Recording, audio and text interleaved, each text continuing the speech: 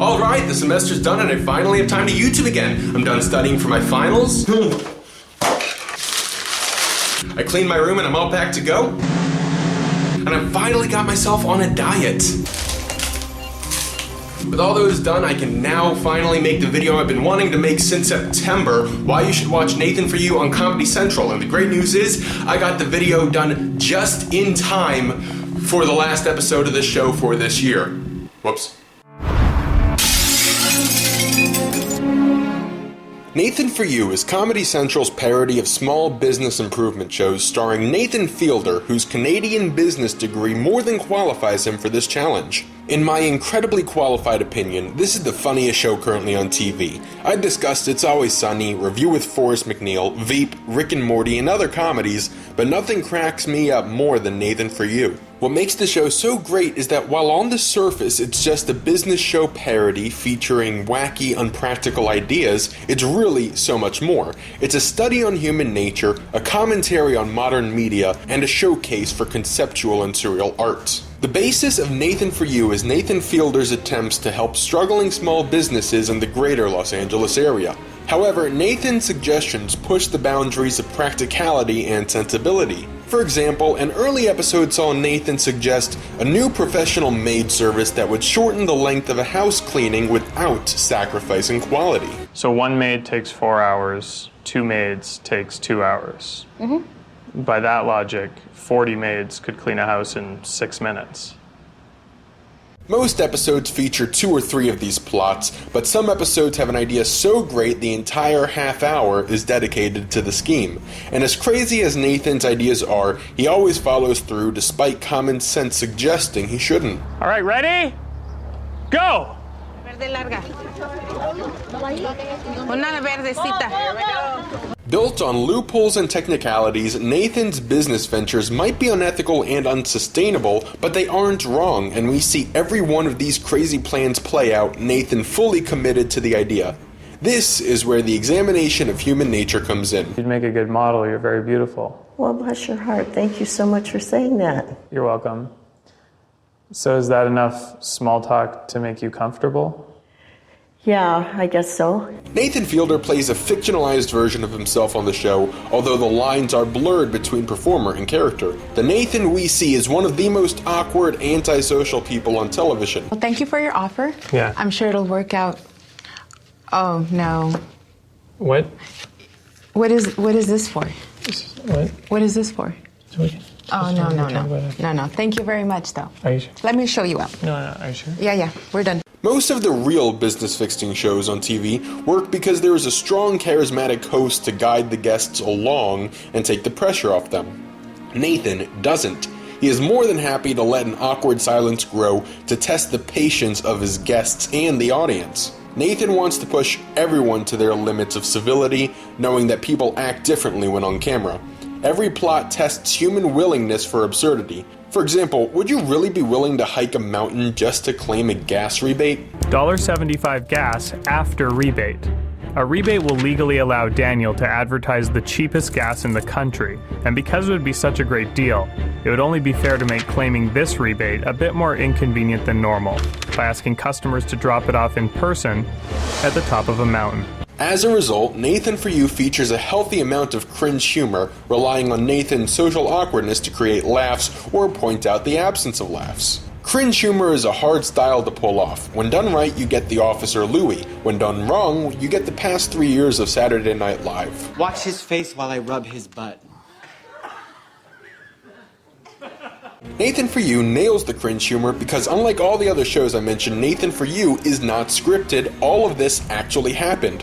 The realness of what we are seeing adds another level of comedy. The show's best moments are when Nathan is talking one-on-one with the episode's guests, getting to know them, and pushing their buttons to get a reaction. In your current form, I'm gonna have to say no, I'm sorry, it's a pass.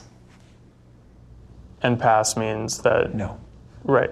One thing Nathan For You isn't, though, is mean-spirited. For example, It's Always Sunny in Philadelphia gets mileage from cringe humor because it's mean-spirited, but Nathan For You never makes the guests the butt of the joke. Nathan is more than willing to absorb that role, and the show is better for it. Nathan For You also features plenty of conceptual art. Its most famous episode, Dumb Starbucks, was centered on Nathan creating a parody of the Starbucks coffee chain. To build his credibility as a parody artist, he spent most of the episode creating parody music and artwork before opening his parody restaurant. A more recent episode sees Nathan creating a piece of surrealist theater taking place inside of a dive bar. So who's to say a bar filled with smokers can't be a boundary-pushing theatrical experience? Right. In the eyes of the law. Additionally, the show serves as a subtle character study of a lonely man seeking companionship.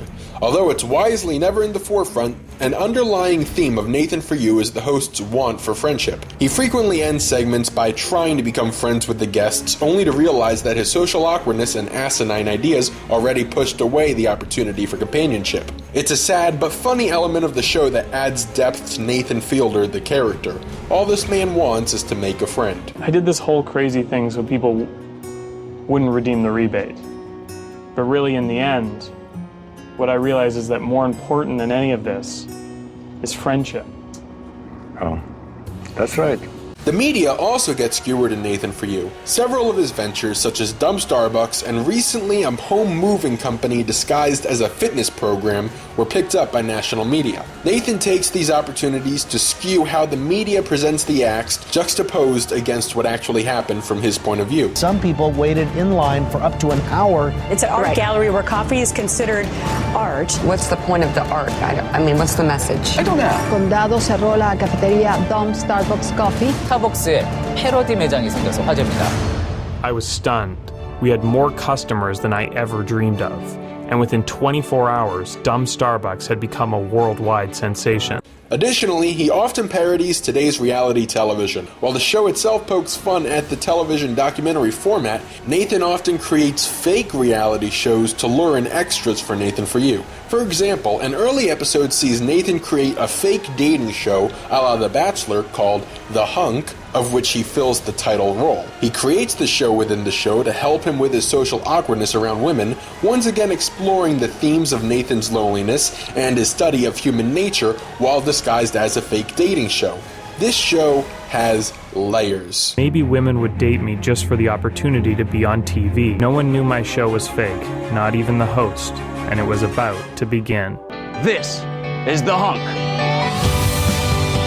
Nathan For You has it all. Deception, legal trickery, reality show parodies, human nature studies. I don't know what else to ask for in a comedy. It's as high concept as television gets these days, and there's no other show I would recommend. If I was on an island and I could only have one show, it'd be Arrested Development, but if I had to pick a show that's currently on the air, it would be Nathan For You. Tonight I'm going to take a bigger risk than anyone has ever taken on television before. In just a few moments, I'm going to be handcuffed to this solid steel frame, and I'll have exactly 90 seconds to free myself before the claw on this robotic arm undoes my pants, exposing me to an audience of children. I hope you enjoyed this video as much as I enjoyed pushing it off for 3 months. Feel free to like the video, comment below, send me your social security numbers, whatever, I'm free country. And stay tuned for more here on TVJunkie. Please subscribe to get my latest videos. Normally I say those things the other direction, but I'm not going to re-record this because it's 11:30 at night and I want to go to bed.